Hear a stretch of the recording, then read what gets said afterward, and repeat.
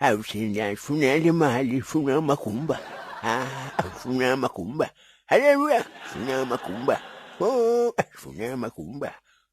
kumba wabona wena une-VIP esihogweni mfana kamyanifu umfundise njani eyenza amasikumba sikumba hayi mani simelani mani ngiyakhuleka mani anguva ngithi juda ngiqalekisa juda Iskariyoti awu bakhathala basaya bakhekemuka bebuya nkosi yami igabos baba boss sakhala hayi ndokuvile mani ungakhuleki mngane wami ukhona imfazi yakho andifundi ukucabana naye phela hayi ukhona ungalapha ekamereni kepha akasanankinga yini nkosi yami abdolisi akuwa i-complex mngane wami noma kuchuma ibhazuka hayi mani i-complex yani yabona bakuqoshela ngona lokhu mfana wami lo wako mani yini na nkosi yami honey baby honey boo nunu boo gwinyabu asabe seyijeka lo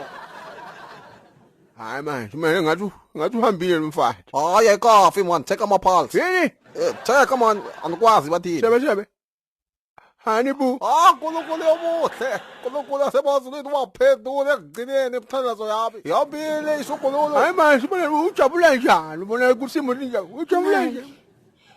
hey baby imali yani nkosi yami imali yani uzuwile yendeni imali the return of Mark Henry Wala membership ayikangeni. hayi mani sebenzile mangasho njalo they mani don't call you die hard for that thing hayi bo baby Wala mani membership ayikangeni i-date namuhla. Ngicela ningivuse ngekasasa. Ngicela ningivuse ngova kwentekalayo. bamba ngalapho simelane semsukumise nkosi yami ngilekelele mina ansi breakdown mina uyajiva kusho hayi mani baby kukhona lo ngangishela kona yini ngeke imali ingangeni mani lalela ngicela kubona statement lapha kasasa uthi sasa ubhizi uhlolisisa bonke laba labakhalako bathi imali yabo ayikangeni ukuthi kwenziwe yini ngobe kukhona ke bantfu labanaletinye ke tindlela dokuthola imali kepha abakamtshelanga kusasa ingakho ukuthi imali yabo ivimbeka ke bese atingeni manje uma kodwa anisebenzi mara evalekile ke sasa sewuthini ke lapho uthi bonke labanye bathi imali yabo ayikangeni kumele ukuthi bagijime baye kuphi emahhovisi la dvudane nabo ke bayotshela sasa ke ukuthi imali yami ayikangeni bese sasa wenda njani ke sasa uba sewuyahlolisisa ke ukuthi wena vele ufanele ukuthi ngabe uyayithola leyo mali leyo ke noma echa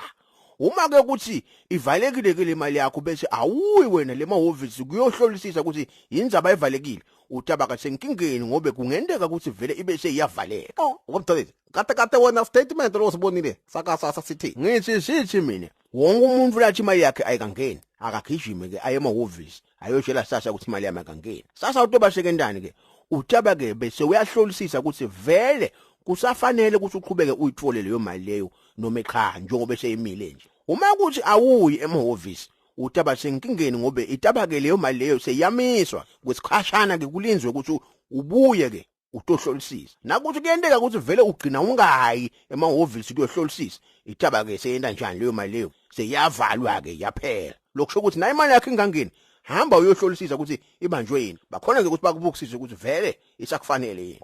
senavisisa baby sukuma ke sihambe siye emahhovisi sihambe siyohlola ukuthi inzaba engangeni sithando sami